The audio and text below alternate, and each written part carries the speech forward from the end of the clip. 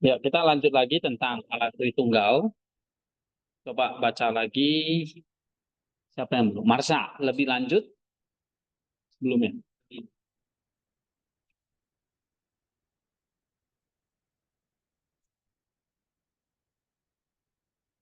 Iya, itu. Coba baca. Lanjut, tapi bahwa kita berbicara tentang Bapa sebagai sesuatu yang berasal dari seseorang. Tapi kita berbicara tentang Dia sebagai Bapa dari anak. Bapak dari anak, bukan bapak dari ciptaan dia loh. Ya, tapi bapak dari anak. Terus Dan kita tidak berbicara tentang anak sebagai tunggal atau Bapa, tapi kita berbicara tentang Dia sebagai berasal dari Bapa dan sebagai anak dari Bapa.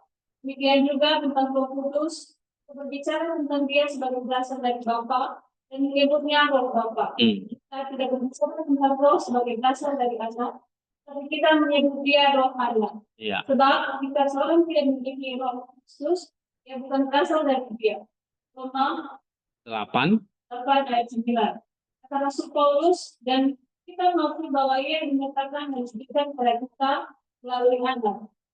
Sebab Ia telah mengamusi murid-muridnya, katanya dan berkata, terimalah Roh Kudus. Yohanes 1:20-29. Hal ini sama seperti halnya dengan matahari, yang darinya berasal baik sinar dan cahayanya, karena matahari itu sendiri adalah sumber dari sinar dan cahayanya. Melalui sinar itulah cahaya yang memberikan kepada kita, dan melalui cahayanya itulah kita diperangi dari dalamnya kita mengambil bagian. Lebih jauh lagi, kita tidak berbicara tentang anak dari Roh, atau tentang anak yang berasal dari Roh. Iya. Oke, sekarang kita rangkum. Ini saya sudah rangkum poin-poinnya ya. Dibaca lagi, dimengerti lagi. Karena ini memang topik Tritunggal ini bukan gampang ya. Nah, ini saya pikir Yohanes Damaskus sudah menjelaskannya dengan detail, dengan baik di sini. Ya, baca lagi. Marsha 8. Mengenai alat istimewa Roh Kudus. Dalam pasal 9 ini, Yohanes dari Damaskus mendalam segala Tritunggal, Maha Kudus menguraikan sifat-sifat dan hubungan antara Bapa, Anak, dan Roh Kudus. Nah, intinya tadi kan yang kita baca panjang lebar itu tentang sifat-sifatnya. Ini tidak diciptakan, kekal, tidak berawal, dan sebagainya itu kan. Lalu ada relasi antara apakah ini 3 Allah atau 1 Allah? Kalau 3, bagaimana relasinya? Tapi kenapa kok dibilang 1? Nah, ini di sini ada hubungannya. Nah, kalau kita pahami hubungannya, kita mengerti tentang Tritunggal ini. Sehingga nggak gampang jatuh ke dalam tidak Arianism atau Sabellianism. Itu ekstrim kiri dan kanan gitu ya. Oke, sekarang poin 1. Satu, keberadaan Allah yang esa dan satu. Yohanes dari Damaskus menegaskan bahwa Allah adalah satu, kekal, tidak diciptakan, tidak diperanakan, tidak berubah, dan tidak berubah. Ya. Allah adalah sumber kebaikan, keadilan, dan terang, intelek yang menciptakan dan memelihara segala sesuatu. Allah mengisi semua hal tanpa diikuti oleh apapun, menjadi dirinya sendiri yang melampaui dan memelihara alam semesta. Nah, itu 1. Jadi Allah itu apa? Esa atau 1. Pahami dulu nih, kekal, tidak diciptakan, tidak diperanakan, tidak berubah, tidak terhingga. Itu tidaknya. Yang positifnya, Allah itu terang, Allah itu sumber kebajikan, keadilan, terang intelek. Allah mengisi semua hal tanpa diliputi oleh apapun. Ya, menjadi dirinya sendiri yang melampaui dan memelihara alam semesta. Nah, ini poin 1 tadi yang dijelaskan di sini ya.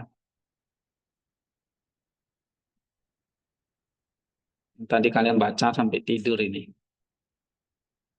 Oke, nah ini. Ini Allah yang 1. Oke, sederhana, tidak majemuk. Ya. Sorry. Pasal 8. Nih. Dia tidak diperanakan, tidak dicipta, tidak dapat binasa, kekal, abadi ya, bukan abadai. Tidak terbatas, berkuasa tanpa batas, sederhana, tidak bersenyawa, tidak berjasad, tanpa perubahan, tanpa nafsu, tidak berubah, tidak dapat diubah, tidak dapat dilihat, mata air kebaikan, keadilan, terang intelek, tidak dapat dijangkau, dan seterusnya. Oke, itu poin 1. Poin 2. Firman yang pertama. Kalau yang tunggal menghasilkan kepada yang disebutkan, yaitu anaknya yang tunggal, kemunculan dan kembang. Firman Allah bukan sekedar ucapan, tetapi strategi keberadaan manusia dan esensial dalam alam. Kau dan ibu. Anak selalu ada bersama Bapa dan tidak pernah ada waktu ketika Bapa tanpa anak. Iya, nah itu. Artinya apa kalau firman di sini? Hah?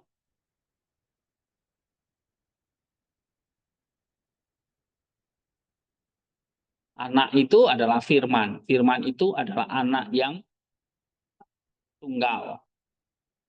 Tapi firman Allah itu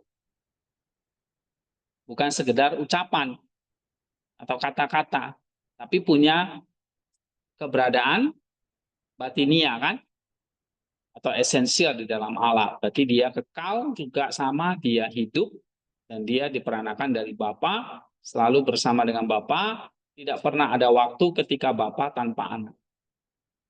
Berarti dari awal mula sudah bersama dengan Bapa. Maka Yohanes mengatakan pada mulanya adalah firman. Ya, itu dia. Yang ketiga, Roh Kudus. Roh Kudus, Yohanes menjelaskan bahwa firman Allah juga memiliki roh. Roh Kudus bukan sekedar nafas atau kekuatan eksternal, tapi kekuatan esensial yang memiliki keberadaan dan sekali. Roh Kudus keluar dari Bapa dan bersandar pada firman, serta tidak terpisahkan dari Allah. Roh Kudus memiliki semua sifat yang sama dengan Bapa dan Anak, kecuali cara keberadaan yang disebut kecuali. Iya. Semua sifat sama, kecuali cara keberadaannya. Allah itu nggak disebut keluaran, tapi Roh Kudus yang disebut keluaran. Yang keempat, Perbedaan dan kesatuan antara Bapa, Anak, dan Roh Kudus. Yohanes menguraikan bahwa Bapa, Anak, memiliki kesatuan dalam esensi, tapi berbeda dalam pribadi-pribadi mereka. Anak diperanakan dari Bapa tanpa waktu, tanpa perubahan, dan tanpa nafsu. Roh Kudus keluar dari Bapa dan bersemayam dalam Anak, memiliki semua sifat yang sama dengan Bapa dan Anak, kecuali dalam hal cara keberadaan mereka yang berbeda. iya, apa perbedaannya? Dan kesatuannya.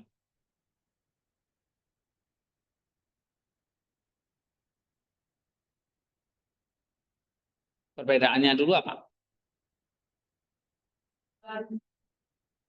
Huh? Persamaannya sama-sama pribadi, hipostasis. Perbedaannya apa?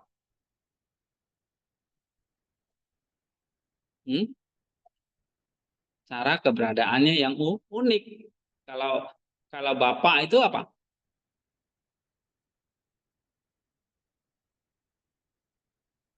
Cara keberadaannya gimana kalau Bapak?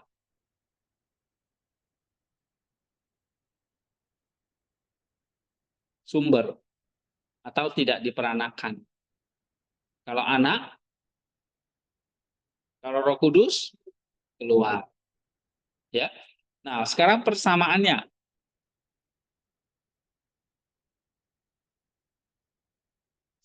Ya, punya kodrat yang sama atau sifat yang sama. Ya. Terus mereka juga adalah masing-masing hipostasis atau pribadi. Sekarang ini analogi api dan cahaya. Yohanes menggunakan analogi api dan cahaya untuk menjelaskan hubungan antara Bapa dan Anak. Cahaya berasal dari api tanpa perusahaan dan selalu ada di dalamnya. Demikian pula Anda diperanakan dari Bapa tanpa perusahaan dan selalu ada di dalamnya. Ya, tadi yang saya bilang kan, lampu ini mengeluarkan cahaya. Cahaya berasal dari mana? Lampu terpisah, lampu dengan cahaya terpisah, cahaya selalu ada di dalam lampu. Sama seperti anak. Anak berasal dari mana? Dengan cara makan. Tapi terpisah? Enggak. Bisa dibedakan? Perbedaannya itu yang kita sebut pribadi, hipostasis. Jadi ada hipostasis Bapak, ada hipostasis anak. Kayak lampu dengan cahaya atau cahaya dengan api dibedakan, tapi tidak terpisah. Nah, ini analogi yang saya pikir menolong ya. Sekarang ada istilah nih, subsistensi dan esensi. Coba baca Nenong. Nomor 6. Strategi dan fungsi ketiga pribadi lain memiliki fungsi yang sempurna dan tidak macam. Nah, jadi ketiga pribadi ini atau ketiga hipostasis ini sama-sama punya apa? Subsistensi. Subsistensi ini tadi artinya apa? Penghidupan ya, keberadaan yang sempurna dan tidak majemuk. Terus Mereka memiliki fungsi yang sama dan tinggal di dalam satu sama lain, tidak ada pemisahan dalam kehendak, energi atau kekuatan. iya, jadi sama. Ya, tidak ada pemisahan namanya dalam kehendak, energi atau kekuatan. Jadi misalnya kekuatan dari lampu ini ya di cahayanya. Sumber dari cahaya ini kekuatannya dari mana? Lampu. Ya kan? Oke, nomor 7. Perbedaan Bapak fokus perbedaan dalam sifat-sifat hipostatis mereka, yaitu tidak diperanakan dan luar. Hipostasis. Hipostatis. Baca gitu kok salah. Terus Mereka memiliki kesatuan dalam esensi dan tidak dipisahkan dalam keberadaan. iya, jadi terjadi kalau tadi kayak cahaya dan lampu itu dibedakan, itulah perbedaan hipostasis. Ya, masing-masing punya cara keberadaannya sendiri. Bapak hipostasis Bapak, anak hipostasis anak, Roh Kudus hipostasis Roh Kudus. Yang satu tidak diperanakan, satu diperanakan, satu keluaran. Jadi 3 perbedaan hipostasis, 3 pribadi. Maka kita disebut Allah itu 3 pribadi, 1 esensi. Itulah Allah Tritunggal. Bapak, Putra, Roh Kudus, berarti 3 pribadi. Atau 3 hipostasis. Tidak diperanakan, diperanakan, dan keluaran. Dibedakan. Tapi bercampur aduk, jadi majemuk? Enggak. Tidak bercampur aduk. Masing-masing berdiri sendiri. Nah, itu namanya 3 hipostasis. Tapi apakah 3 Allah? Enggak, 1 Allah. Karena 1 keberadaan, 1 hakikat. Sama seperti ini. Lampu dengan cahaya dibedakan? Lampu dengan cahaya bisa dibedakan? Bisa. Tapi apakah ini jadi 2 lampu? 1 lampu kan? Gitu. Nah, Allah, Bapa, Putra, Roh Kudus dibedakan? Dibedakan.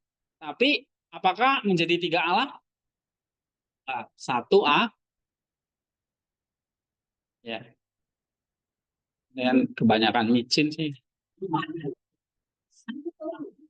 Oke. Baca lagi.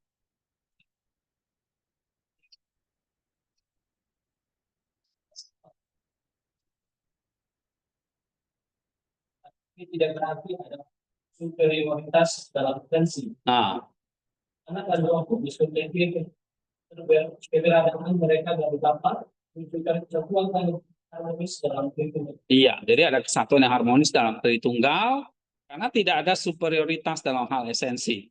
Kalau dikatakan, oh anak berasal dari Bapak, roh berasal dari Bapak. Tapi nggak boleh dibalik ya. Bapak berasal dari anak, bukan. Atau Bapak berasal dari roh, itu bukan. Ya, ini cara penyebabannya atau modus keberadaannya itu berbeda. Tapi tidak ada superioritas. Bukan berarti kalau anak dari Bapak, lalu anak lebih kecil dari Bapak. Nah, ini yang seringkali disalah mengerti oleh Arius. Arius salah mengerti, jadi mengatakan anak itu tidak superior atau di bawah sang Bapa. Itu keliru. Kita nggak percaya itu. Ya. Oke, ini 8 poin yang penting ya. Coba kita baca refleksinya ya. Ini belajar di doktrin itu ya harus ada refleksi atau penghayatannya. Sama kayak tadi kita belajar eksegesis, ya kan? Kita belajar sampai personal dan aplikasi. Belajar doktrin juga sama. Sampai personal dan aplikasi. Coba baca lagi, Nenong. Pasal 8 ini mengajak kita untuk mereka Allah Tritunggal, Maha Kudus, mengakui kesatuan dan perbedaan dalam ketiga pribadi Ilahi, Bapa, Anak, dan Roh Kudus. Yang harus menekankan bahwa meskipun kita dapat mengakui sifat-sifat Allah yang benar, kita juga harus menerima misteri hubungan antar pribadi dalam Tritunggal yang tidak dapat dipahami sepenuhnya oleh akal manusia. Penggunaan teknologi api dan cahaya membantu kita memahami bahwa meskipun ada perbedaan dalam cara keberadaan, tidak ada pemisah dalam esensi ilahi. Karena selalu ada bersama Bapa dan Roh Kudus selalu ada dalam hubungan yang erat dengan Bapa dan Anak. Ini menegaskan bahwa dalam kestaan Allah ada kesatuan yang harmonis antara ketiga pribadi ilahi. Yohanes juga mengajak kita untuk memahami bahwa cara keberadaan Allah berbeda dari cara keberadaan ciptaan. Iya, cara keberadaan Allah berbeda dari cara keberadaan ciptaan. Terus? Allah tidak terikat oleh waktu, bahan, atau nafsu seperti waktu ciptaan.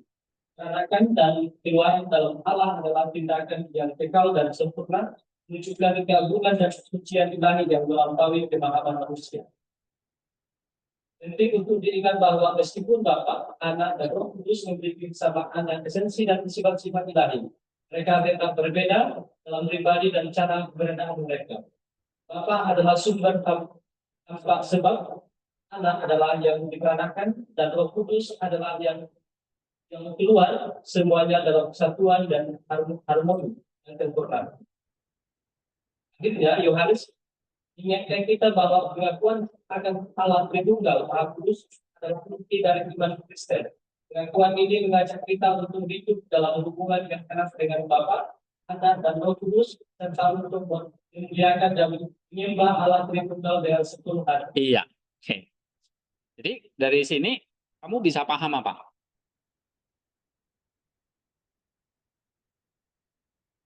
Nah, kalau kita simpulkan, misteri Allah Tritunggal itu punya satu sifat, satu kodrat, satu esensi. Ya, yaitu Allah. Tapi di dalam 3 pribadi yang berbeda. Bapa, Anak, dan Roh Kudus. Jadi kalau kita menyebut Allah itu satu dalam hal apa? Esensinya. Kalau kita menyebut Allah itu 3 dalam hal apa? 3 pribadi. Oke, nah ini Tritunggal. Nah, sekarang kita masuk ke pasal 9 ya.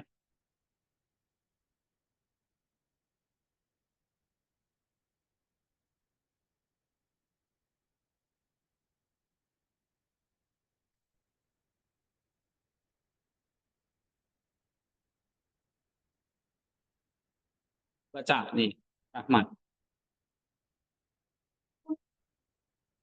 Sebenarnya,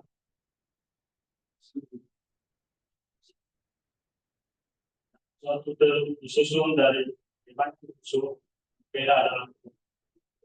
Maka jika kita harus berbicara tentang sifat yang diciptakan dan tanpa awal tidak menjadi jasad dan abadi, yang kekal dan baik dan berarti dan seterusnya sebagai perbedaan esensi dalam khusus Allah.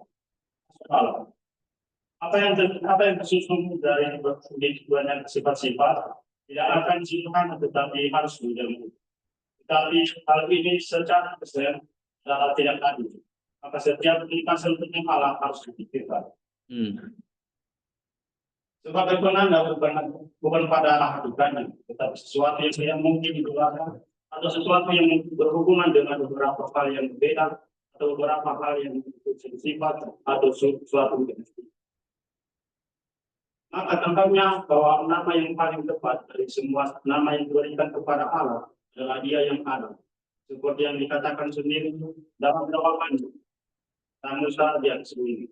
Katakanlah kepada Bani Israel, Dialah yang mengutus aku, keluaran pasal 3 ayat 14, sebab Dia menyiapkan segala sesuatu dalam keperluannya sendiri, seperti laut esensi yang sangat terbatas dan sangat terlihat.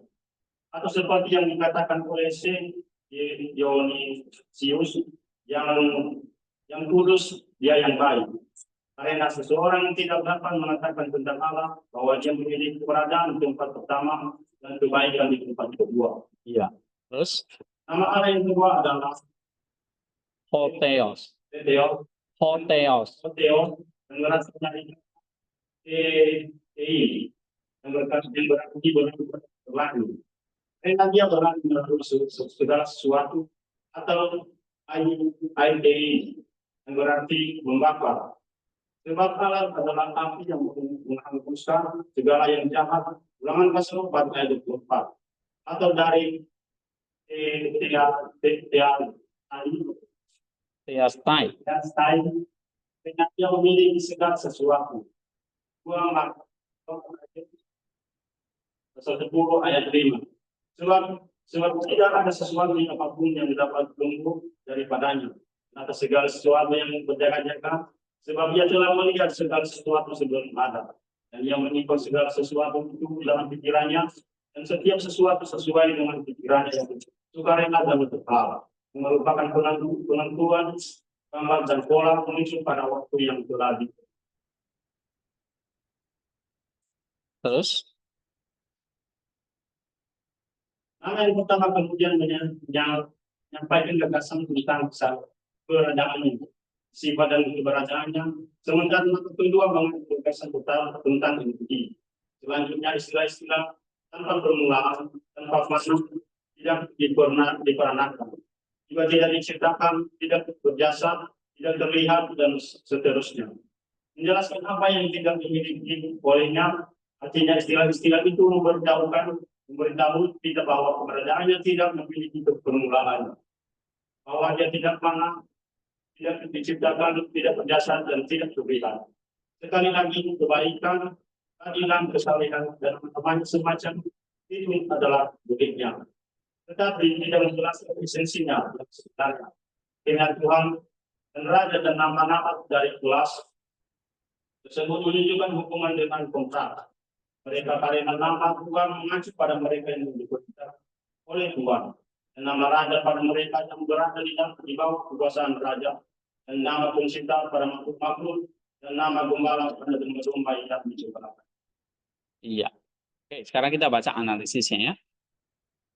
Nah, ini tentang apa yang ditegaskan tentang Allah. Oke. Sebenarnya Yohanes kembali lagi menjelaskan sifat-sifat Allah itu sederhana dan tidak majemuk. Nah, ini berulang kali dia ulangi ya. Coba perhatikan. Apa? Sifat-sifat Allah itu? Nah, kalau artinya apa? Kalau sederhana dan tidak majemuk. Apa?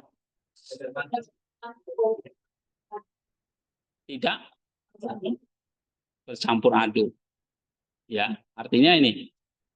Sesuatu yang tersusun dari banyak unsur berbeda dianggap majemuk. Tapi Allah itu simple, sederhana. Jadi dia bukan kayak campur aduk dari berbagai unsur. Kayak ini kayu misalnya ini. Kayu ini kan terdiri dari apa? Hah? Dari apa? Oke, misalnya air. Air terdiri dari apa? Air.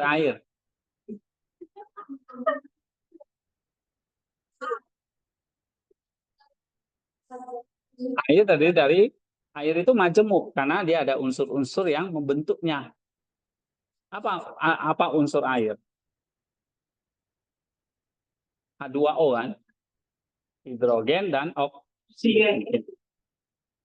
Karena kalau dibakar itu lama-lama habis, menguap jadi hidrogen dan oksigen. Karena air itu unsurnya dari gas. hidrogen dan oksigen. Nah, Allah itu bukan ada unsur anak, Bapak, Roh Kudus bersatu jadi Allah. Bukan itu. Ya, bukan ada unsur-unsur dari apa gitu loh. Nggak ada unsurnya. Ya, Allah pada dirinya sendiri. Oke. Nah, Allah itu esensi yang sederhana, bukan terdiri dari banyak bagian atau sifat-sifat yang berbeda. Ya. Nah, walaupun misalnya kita bisa menggunakan banyak kata dan konsep untuk menggambarkan tentang Allah, sekali lagi esensinya tetap melampaui pemahaman manusia. Dan kita nggak bisa jelaskan dengan kata-kata. Itu artinya melampaui pemahaman kita. Makanya banyak menggambarkan Allah itu secara apofatik, ya. Allah itu tidak apa itu? Allah itu eh, tidak majemuk. Allah itu apalagi? Bukan panjang, bukan lebar, bukan dalam, bukan tinggi, bukan terang, bukan kasih, bukan baik, bukan adil, bukan segala-galanya, bukan. Ya karena memang kita nggak tahu secara kodrati dia seperti apa. Allah itu terang, kan. Allah itu kasih, kan. Itu sifatnya, terang, kasih itu sifatnya. Tapi apakah Allah itu adalah terang? Kan. Ya kan? Allah itu adalah kasih? Bukan. Oke. Apa nama Allah yang paling tepat? Aku adalah aku itu. Atau dia yang ada. Ego emi, aku adalah aku. Ya. Atau Yehova itu. YHWH itu. Nah, ini yang seperti diungkapkan kepada Musa dalam Keluaran 3 ayat 14. Ya, coba baca. Keluaran 3 ayat 14.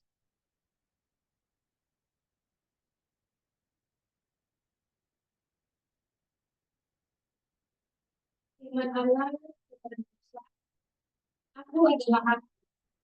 Ya, beginilah pengatakan kepada orang Israel itu, akulah aku dalam mengutus aku. Iya, siapa nama Allah yang paling tepat? Aku adalah aku atau dia yang ada.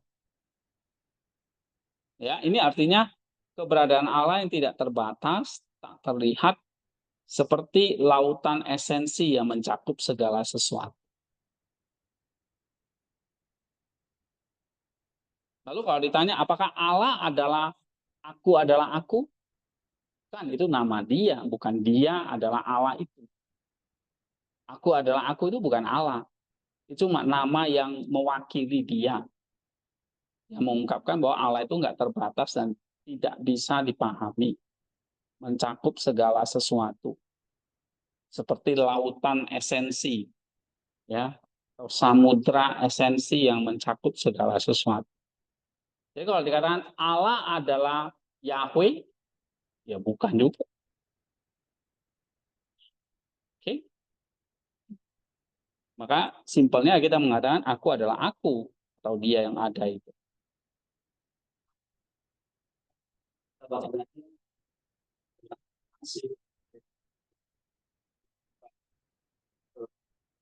Seperti manusia, tapi secara tidak sadar tidak Pak, yang kita pahami bahwa hal itu adalah kasih yang maksud Bapak itu hal itu kasih. Tapi secara analogi kita, secara pemikiran kita bahwa sebenarnya hal itu adalah kasih sumber dari segala sesuatu. Iya, kasih itu salah satu sifatnya atau kodratnya itu.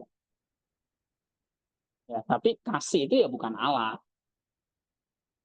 Allah apa? Nggak tahu kita.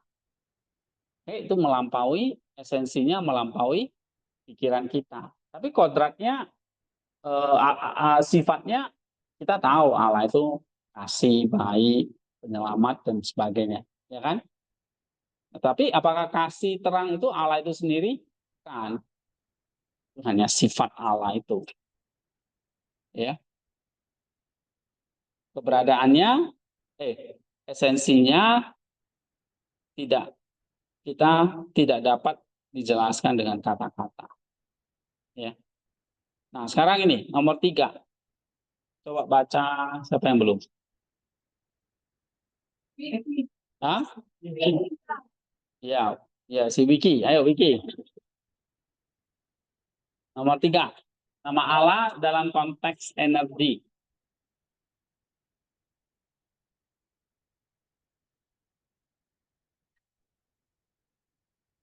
Hotheos. Yang keras bacanya. Hotheos memiliki seberapa sempurna dan bahwa segala sesuatu yang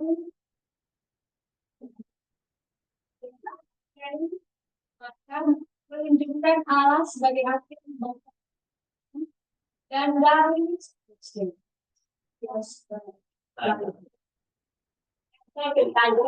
Wah, Yunaninya udah lupa nih.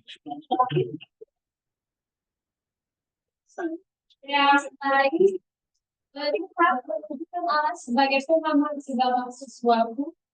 Namun ini mengandung gagasan tentang energi dan aktivitas silang. Ya, jadi kata Allah itu kalau bahasa Yunani kan theos. Ya kan? Dari kata berlari tadi, tein dan theastai. Berlari, Allah itu berlari, membakar, melihat. Ya, ini sebetulnya nama theos itu mengandung gagasan tentang aktivitas atau energi Allah. Allah itu melintasi segala sesuatu, menghanguskan, membakar kejahatan, dan melihat atau mengamati segala sesuatu. Itu dari kata theos itu. Ya. Oke, sekarang nomor 4. Deskripsi negatif tentang Allah. Tidak tentang alam. Sila seperti tanpa permulaan, tidak fana, tidak diperanakan, tidak diciptakan, tidak berdasar, dan tidak terlihat, menunjukkan apa yang Allah tidak miliki. Deskripsi ini membantu kita memahami aspek-aspek dari keberadaan Allah yang melampaui konsep manusia tentang permulaan, perubahan, dan kecepatan. Iya. Nomor 5. Sifat-sifat Allah. Sifat-sifat seperti kebaikan, keadilan, dan kesalehan adalah milik Allah, tetapi tidak menjelaskan esensinya yang sebenarnya. Baik, adil, saleh, kudus, kasih. Itu sifat Allah. Atau atribut Allah. Tapi bukan menjelaskan esensinya yang sebenarnya. Terus? Sifat-sifat ini menggambarkan karakter Allah tanpa mendefinisikan esensi ilahi secara keseluruhan. Iya, jelas ya. Terus? Namun nama yang menggambarkan hubungan. Namun nama seperti Tuhan, Raja Pencipta, dan Gembala menunjukkan hubungan Allah dengan ciptaannya. Namun nama ini menunjukkan peran dan otoritas Allah dan pemerintah menciptakan dan memelihara makhluk. Ya, jadi kalau kita kasih nama, ada hubungannya dengan kita. Misalnya Allah itu Tuhan, Allah itu pencipta. Karena dia memang penguasa dan pencipta. Allah itu gembala, karena dia memang menuntun kita. Seperti gembala menuntun dombanya. Ya, jadi nama-nama itu ada kaitannya dengan kita, dengan ciptaannya dan karyanya. Oke, refleksinya, baca lagi. Pasal ke-9 ini mengajar kita untuk merenungkan cara kita berbicara dan memahami Allah. Yohanes dan Damaskus menekankan bahwa Allah adalah esensi yang sederhana dan tidak majemuk, yang melampaui konsep-konsep manusia tentang keberadaan dan sifat. Keberadaan Allah adalah sesuatu yang tak terbatas dan tak terlihat, yang hanya dapat dijelaskan dengan cara negatif, yang mengatakan apa yang Allah bukan. Nah, jadi kalau memang Allah itu esensinya kita nggak bisa pahami, melampaui konsep manusia atau pemikiran manusia, ya maka kita hanya bisa menyampaikannya dengan cara yang negatif atau apofatik itu. Apa yang Allah bukan. Di Allah bukan panjang, bukan lebar. Allah itu bukan dalam, bukan tinggi, bukan bukan besar, bukan kasih, bukan adil, bukan apapun lah. Ya. Nah, mengatakan apa yang Allah bukan. Oke. Terus Nama Dia yang ada membantu kita memahami keberadaan Allah yang melampaui segala sesuatu. Nama ini mengungkapkan bahwa Allah adalah sumber segala sesuatu dan pemeliharaan alam semesta. Ini mengingatkan kita bahwa Allah tidak terikat oleh waktu, ruang, atau perubahan, tetapi adalah esensi yang kekal dan sempurna. Iya, itu nama aku adalah aku itu ya. Menjelaskan tentang apa?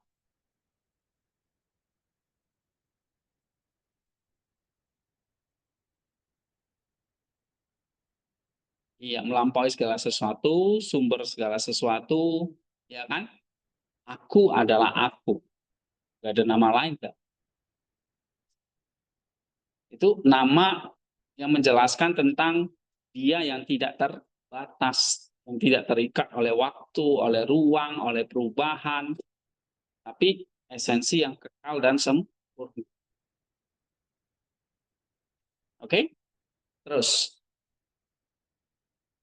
Yohanes juga mengajak kita untuk memahami bahwa sifat-sifat seperti kebaikan, keadilan, dan kesalehan adalah milik Allah, tetapi tidak mendefinisikan esensinya secara keseluruhan. Sifat-sifat ini membantu kita untuk mengapresiasi karakter Allah, tetapi kita harus selalu ingat bahwa esensi lain melampaui segala pemahaman manusia. Nah, itu harus ingat. Karakternya iya, sifatnya iya. Seperti Allah itu adil, Allah itu baik, Allah itu kasih. Tapi itu sifat atau karakter Allah, bukan esensi. Ya, nah ini jangan lupa. Terus. Nama-nama gambaran hubungan Tuhan, Raja Pencipta, dan Gembala menunjukkan peran dan tugas Allah dalam hubungannya dengan ciptaan. Ini mengingatkan kita akan peran Allah sebagai penguasa yang adil dan penyayang yang memerintah dan memelihara kita dan kasih dan kebijaksanaan. Iya. Akhirnya, refleksi ini mengajak kita untuk selalu menghormati dan mengagumi istri Allah yang melampaui pemahaman kita, kesadaran akan kesederhanaan dan keagungan Allah. Harus mendorong kita untuk hidup dengan rasa hormat, kekaguman, dan pengabdian kepadanya. Ya, jadi kalau belajar Allah yang demikian,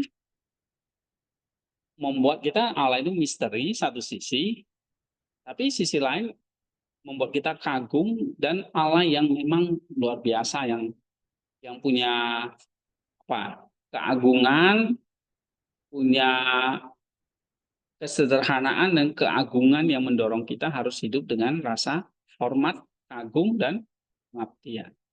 Nah, ini kan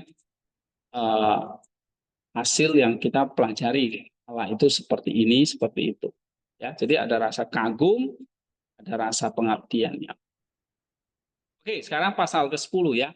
Tentang, nah ini menggagaskan lagi kembali tentang tadi ada kayak menyatu tapi terpisah. Nah, ini maksudnya gimana nih mengenai penyatuan dan pemisahan? Oke, coba baca siapa lagi yang belum? Lismar, ya pasal 10. Mengenai penyatuan dan kesadaran. Oleh karena itu, semua nama-nama ini harus dipahami sebagai sesuatu yang penting bagi keilmuan secara keseluruhan dan mengandung gagasan kesamaan dan kesederhanaan dan tidak terpisahkan dan penyatuan. Sementara nama Bapa, Anak, dan Roh Kudus, dan yang tanpa sebab dan yang disebabkan dan yang tidak diperanakan dan yang diperanakan dan yang Keluaran mengandung gagasan keterpisahan karena istilah-istilah ini tidak menjelaskan esensinya tapi hubungan timbal balik dan secara eksistensi.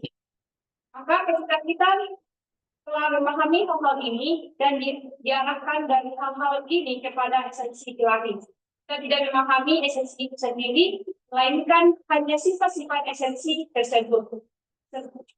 Sebagaimana kita tidak memahami esensi jiwa meskipun telah mengetahui bahwa dia tidak berwujud dan tidak memiliki peran dan bentuk. Demikian pula esensi tubuh ketika kita mengetahui bahwa ia berwarna putih atau hitam, melainkan hanya sifat-sifat esensi tersebut. Lebih jauh lagi, doktrin yang benar mengajarkan bahwa Allah itu sederhana dan memiliki satu energi yang sederhana, baik dan memberi energi pada segala sesuatu, seperti halnya sinar matahari yang menghangatkan segala sesuatu dan memberi energi pada setiap benda, selaras dengan kemampuan alamnya dan daya energinya yang memperoleh energi ini dari Allah penciptanya. Iya. Terus? Tapi yang sangat berbeda adalah semua yang berkaitan dengan inkarnasi ialah dan inkarnasi ilahi dan inkarnasi dari Tuhan ilahi. Karena dalam hal ini baik Bapa maupun Roh tidak memiliki bagian sama sekali, kecuali sejauh menyangkut persetujuan dan pengerjaan mukjizat-mukjizat yang tidak dapat dijelaskan, yang dilakukan oleh firman Allah yang telah menjadi manusia seperti kita, sebagai Allah dan anak Allah yang tidak dapat berubah. Oke. Nah, sekarang coba baca analisisnya ya. Lanjut. Yang pertama, nama-nama yang menggambarkan pengaku. Ini baca dari sini dulu. Pasal 10.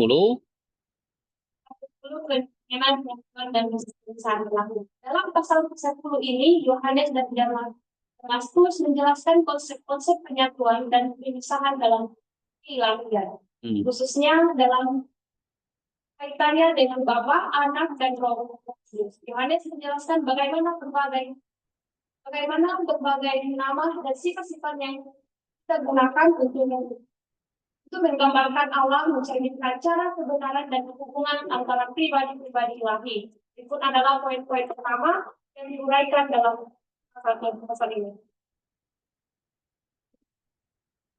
Yang pertama, nama-nama yang menggambarkan penyatuan. Yohanes menegaskan bahwa nama-nama seperti Bapa, Anak, dan Roh serta istilah-istilah seperti tidak diperanakan dan keluaran mencerminkan hubungan timbal balik dan cara keberadaan, bukan esensi Allah sendiri. Nama-nama ini mengandung gagasan secara usaha karena mereka menunjukkan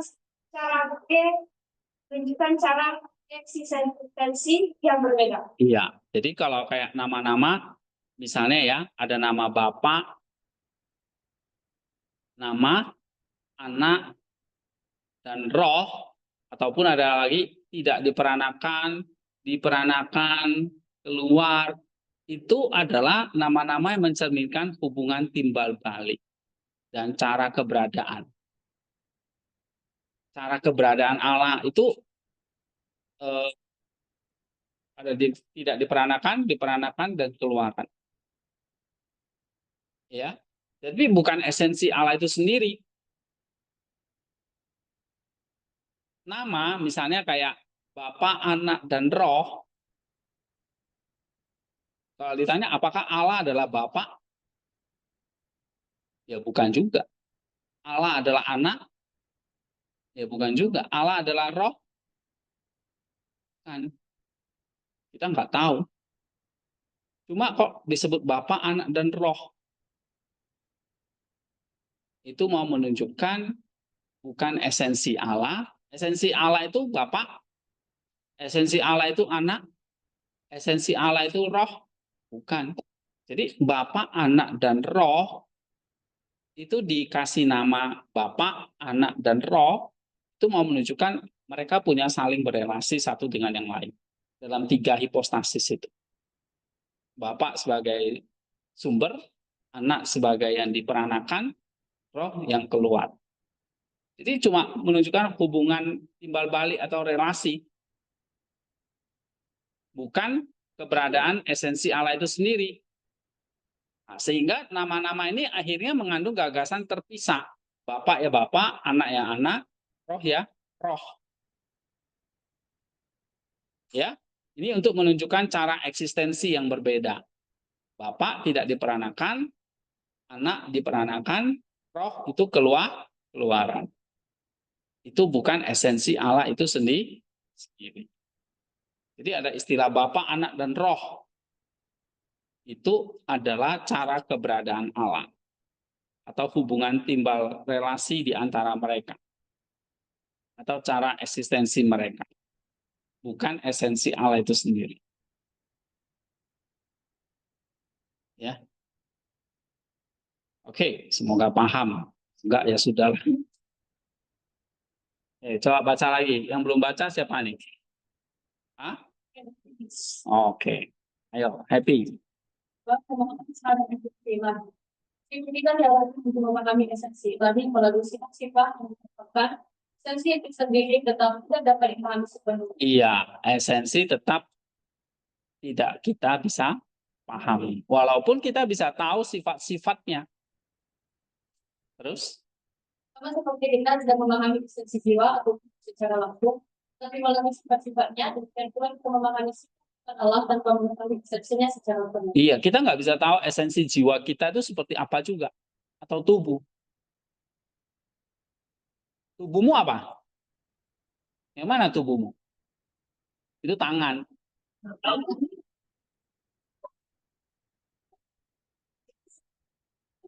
Hah? Coba, tunjukkan tubuhmu, Krisman. Hah? Apa? Semuanya mana? Jadi yang mana tubuh?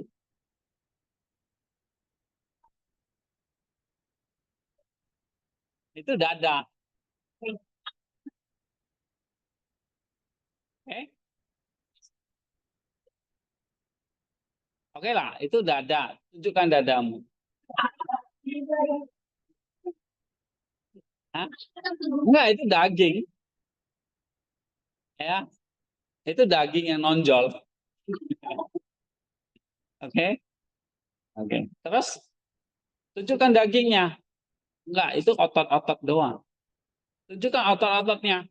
Enggak, itu cuma sel-sel aja. Tunjukkan selnya. Itu cuma atom-atom aja. Tunjukkan atom-atomnya. Itu cuma partikel-partikel debu aja. Ya. Oke, jadi secara kita nggak bisa memahami esensi jiwa atau tubuh. Ya kayak tadi, tunjukkan kayu, tunjukkan meja. Ini meja. Ya kan? Apa esensi dari meja? Hah? Kayu. Meja. Kayu. Oke, tunjukkan kayunya. Ya pada akhirnya nanti itu kembali lagi kita nggak bisa pahami secara esensi. Tapi jelaskan sifat dari meja. Oh, meja berkaki 4. Kita bisa jelasin. Ya, meja berkaki 4, punya permukaan, terbuat dari kayu, digunakan untuk menaruh barang. Itu namanya sifat. Oke, sekarang nomor 3. Sederhana Allah dan energi ilahi. Yohanes mengajarkan bahwa Allah sederhana dan satu yang sederhana. Energi ini baik yang memberi kekuatan kepada segala sesuatu, dengan sinar matahari yang memberi energi dan menghangatkan semua benda sesuai dengan kemampuan dan daya seperti mereka. Allah sebagai pencipta memberikan bentuk energi ini kepada ciptaan. Iya. Sederhana. Karena apa? Allah itu tidak majemuk, tidak terdiri dari banyak unsur. Energinya satu, sederhana. Ya kan? Nah, mirip seperti apa nih? Sinar matahari yang memberi energi dan mengangkat semua planet, semua benda. Nah, sama Allah sebagai pencipta memberikan bentuk energinya ini kepada ciptaan Dia. Ya. Yang keempat, Inkarnasi ilahi. Dalam hal inkarnasi firman ilahi, baik Bapa maupun Roh tidak berhubungan langsung kecuali dalam hal persetujuan dan pelaksanaan mukjizat. Inkarnasi adalah karya firman Allah yang menjadi manusia tanpa berubah dari kodratnya sebagai Allah dan Iya. Dalam hal ini kalau inkarnasi itu maksudnya apa? Hah?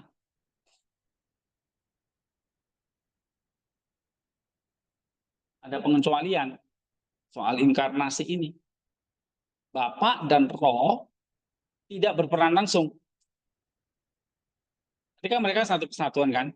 Tapi Bapa dan Roh tidak berperan langsung, tapi persetujuan dan pelaksanaannya yang berperan langsung adalah firman-Nya. Firman-Nya yang jadi manusia. Jadi kalau Allah jadi manusia itu maksudnya sang firman-Nya yang jadi manusia. Bapa dan Roh tidak menjadi manusia.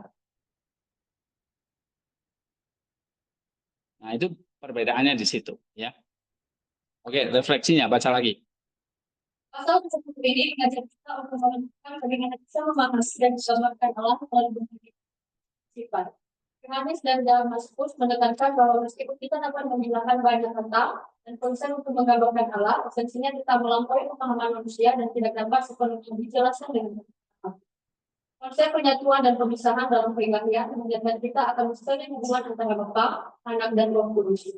Meskipun mereka memiliki cara eksistensi yang berbeda, mereka tetap bersatu dalam esensi dan sifat-sifat ilahi. Ini menunjukkan kesatuan yang harmonis dalam alam Tritunggal Maha Kudus.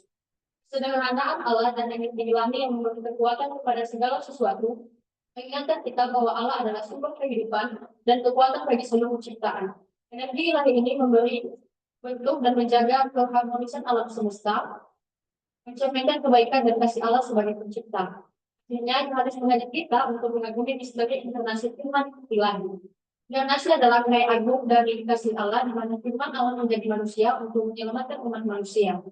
Meskipun inkarnasi adalah karya khusus firman, Bapa dan Roh Kudus berperan dalam persetujuan dan pelaksanaan mukjizat menyertai inkarnasi. Refleksi ini mengajak kita untuk selalu menghormati dan mengagumi misteri Allah yang melampaui pemahaman kita. Kesadaran akan penyatuan dan pemisahan ilahi harus mendorong kita untuk hidup dengan rasa hormat, kekaguman dan pengabdian kepada Allah Tritunggal. Nah, itu personalnya ya. Jadi satu kekaguman bahwa kita punya Allah yang sangat luar biasa, sangat unik ya.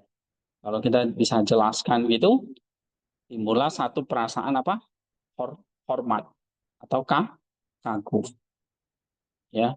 Dan satu kerendahan hati sebetulnya karena kita nggak bisa sepenuhnya memahami Allah itu. Ya, karena keterbatasan kita. Oke, pasal 11 mengenai apa yang ditegaskan tentang Allah yang seolah-olah memiliki tubuh. Nah, ini bahasa antropomorfik ini ya. Maka Allah itu punya mulut, punya telinga. Allah punya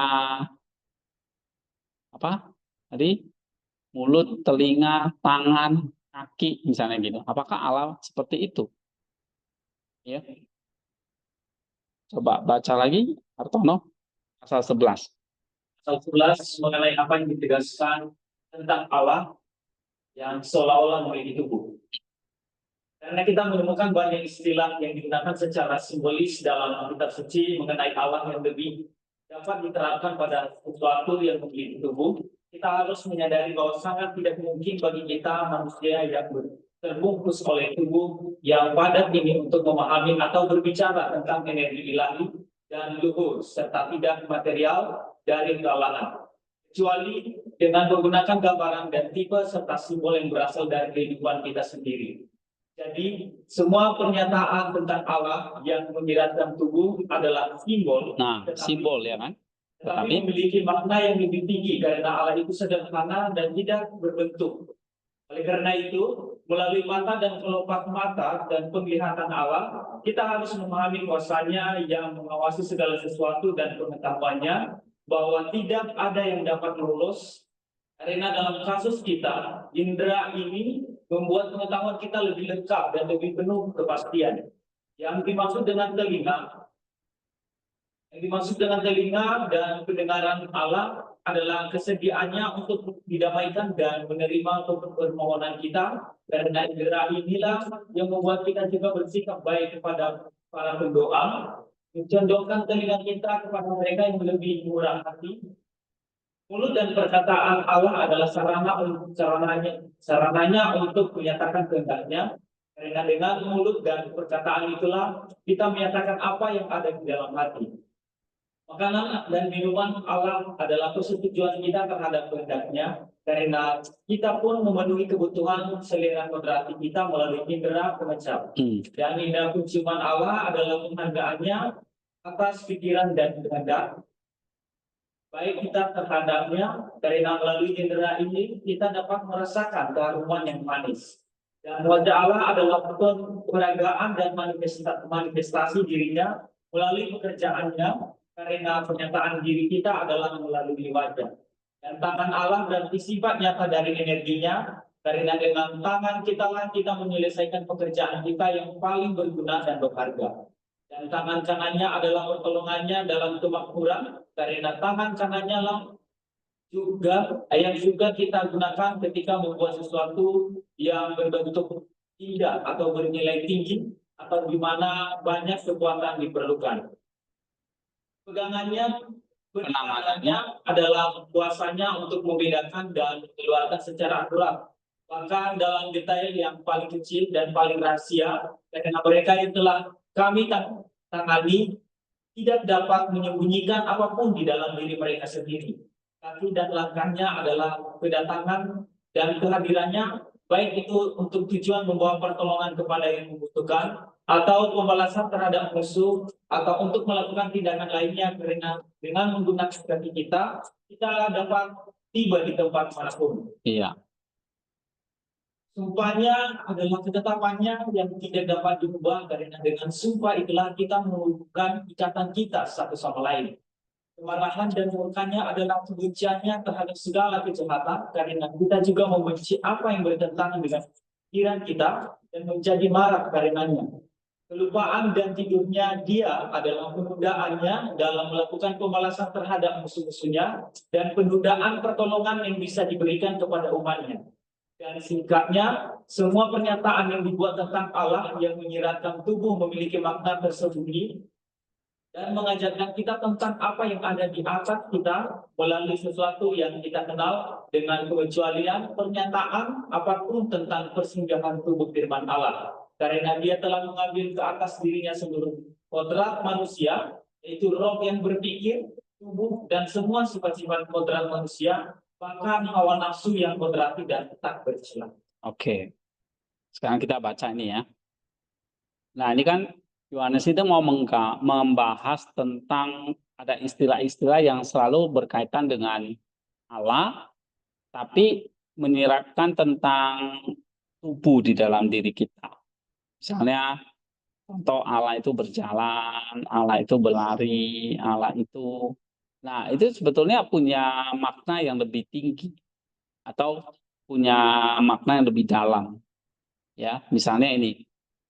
Coba baca lagi, poin 1. Satu, penggunaan istilah simbolis dalam kitab suci. Yohanes dari Damaskus menegaskan bahwa banyak istilah dalam kitab suci yang menggambarkan Allah dengan menggunakan simbol-simbol yang berasal dari kehidupan manusia. Istilah-istilah ini dipakai karena manusia yang terkhusus pada sulit untuk memahami atau berbicara tentang energi ilahi yang luhur dan tidak material. Iya. Kedua, makna lebih tinggi dari simbol-simbol tubuh. Semua istilah yang menghilangkan tubuh dalam kitab suci sebenarnya adalah simbol yang memiliki makna yang lebih tinggi. Misalnya, mata dan penglihatan Allah menggambarkan kuasanya yang mengawasi segala sesuatu dan pengetahuannya yang sempurna. Telinga dan pendengaran Allah menggambarkan kesediaannya untuk mendengarkan dan menerima permohonan. iya. Karena Allah itu punya mata. Maksudnya apa? Menggambarkan kuasanya mengawasi segala sesuatu. Ya. Telinga menggambarkan apa? Mendengarkan dan menerima permohonan umatnya. Oke, tapi apakah betul Allah itu punya telinga? Dia nggak berbentuk. Ya nggak ada. Allah itu tidak berwujud. Tidak ada bentuknya. Ya. Nah, ini ada lagi misalnya makanan dan minuman, penciuman Allah, wajah Allah. Apakah ada wajah Allah? Allah punya wajah. Nah, ini mau menunjukkan maknanya manifestasi dirinya melalui kerjaannya. Tangan Allah ada. Itu mau menunjukkan sifat nyata dari energinya. Mulut Allah ada.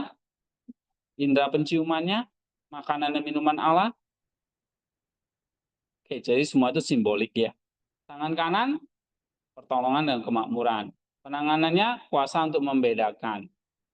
Kaki dan langkahnya, kedatangan dan kehadirannya. Sumpahnya, ketetapan tidak dapat diubah. Sumpah, kayak Allah punya mulut untuk bersumpah gitu ya. Bukan itu. Kemarahan dan murkanya, kejahatan. Kelupaan dan tidurnya, penundaan pembalasan atau pertolongan.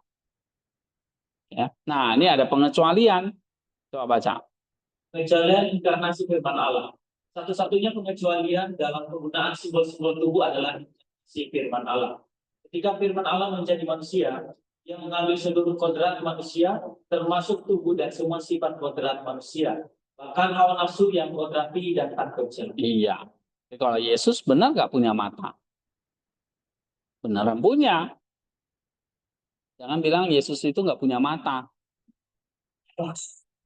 Tangan, kaki, marah, tidur, kelupaan, ya, itu maksudnya penundaan.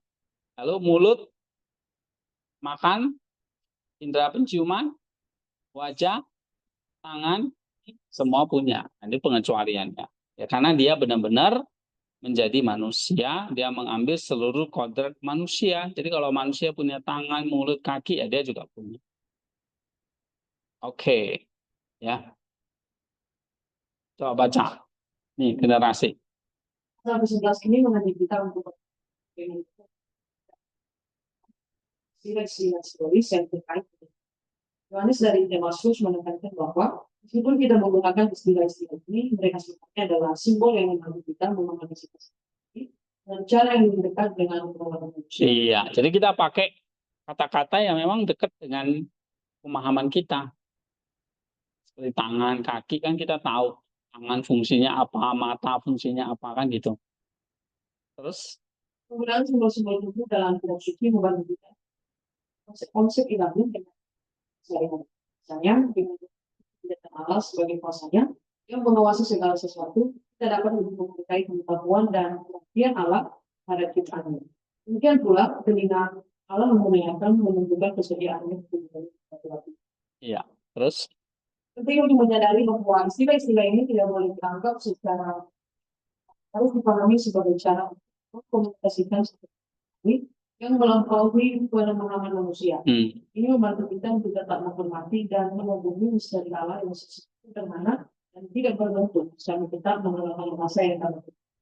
iya. Terus, Inkarnasi firman Allah dan mungkin dalam konteks firman Allah menjadi manusia, dia mengambil seluruh kodrat manusia, memungkinkan kita untuk lebih mengenal kasih dan kebaikan Allah untuk umat manusia. Kita bisa kasih Allah yang lebih pengen. iya. Ya. Oke, cukup. Nah, intinya apa di sini?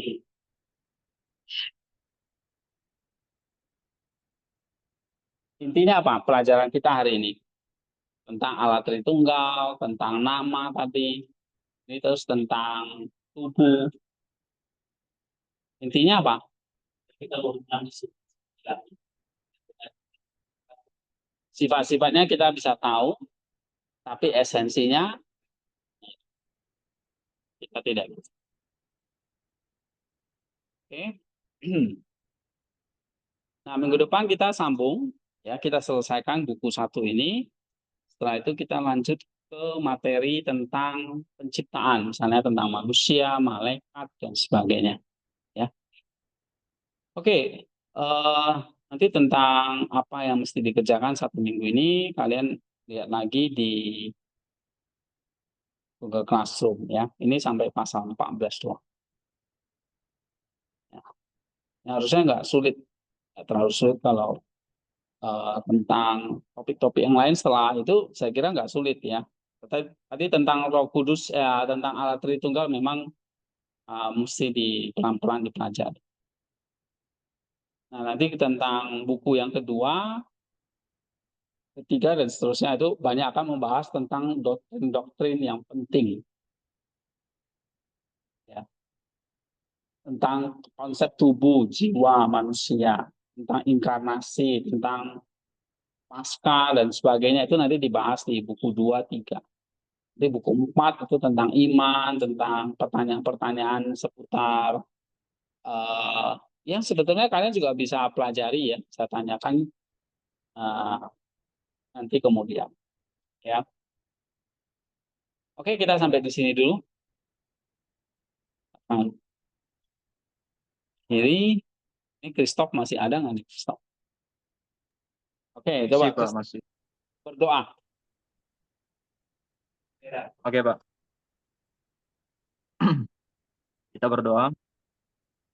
Tuhan, kami bersyukur atas kesempatan yang Tuhan berikan pada sore hari ini buat kami, mahasiswa Soteria, yang sedang belajar dogmatika bersama dengan Pak Hendi sebagai dosen pembimbing dan pengajar kami.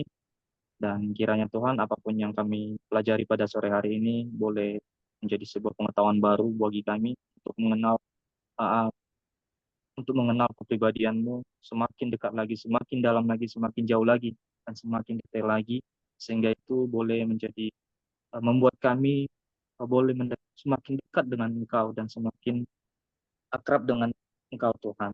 Tuhan, inilah kami anak-anak-Mu yang mungkin penuh dan masih banyak yang kurang dalam diri kami, dan kami meminta hikmat daripada Tuhan untuk bisa memampukan kami mengerti apa segala sesuatu yang diajarkan oleh dosen kami Pak Hendi, Tuhan, pada sore hari ini, Tuhan. Dan berkati juga kehidupan Pak Hendi beserta keluarganya, kiranya Tuhan terus berkenan menyertai kehidupan dan keluarga dia, Tuhan. Terima kasih Tuhan, inilah kehidupan kami selanjutnya, kami serahkan di tangan-Mu. Apapun yang kami kerjakan, kiranya Tuhan terus menyertai dan berkati kami. Hanya di dalam nama Tuhan Yesus Kristus, Juru Selamat kami sudah berdoa. Amin. Thank you, Pak. Stop. Ya. Oke, Pak. Thank you, Pak. Ya, sampai ketemu. Oke, Pak.